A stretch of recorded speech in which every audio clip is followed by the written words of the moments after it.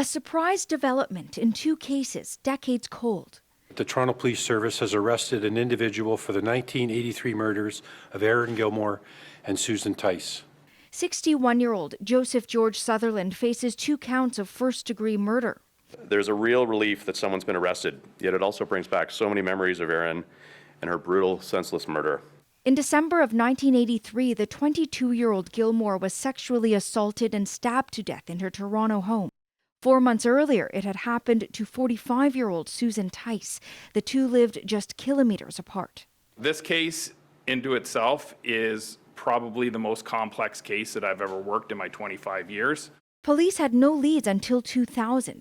That's when detectives were able to match DNA evidence found at one scene to that found at the other. Suddenly, they knew they were looking for one suspect. It took 20 more years to find him. We've narrowed it down to basically 2 families. Police told the CBC's Fifth Estate they successfully identified the suspect through his great-grandparents. We're looking at maybe 26 children and then their children's children. They used a relatively new technique called genetic genealogy. Combining DNA analysis with genealogical research, they matched a sample of DNA to a database to determine a suspect's family tree and finally a suspect. The only way that this was solved was the advances in science. Recently, it was used to solve another cold case, identifying the killer in the high-profile 1984 murder of 9-year-old Christine Jessup.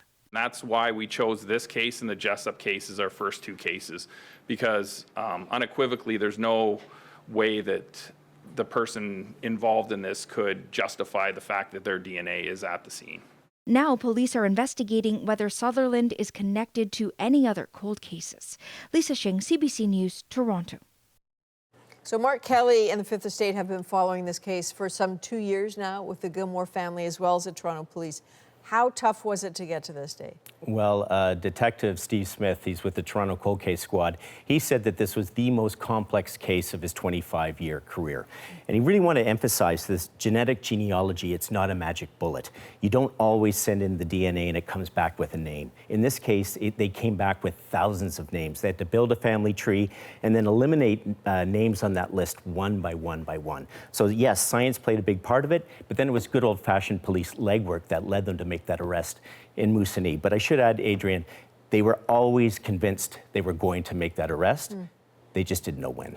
So as a layperson, what I sometimes find a little bit confusing is that Toronto, I gather, has some 700 cold cases.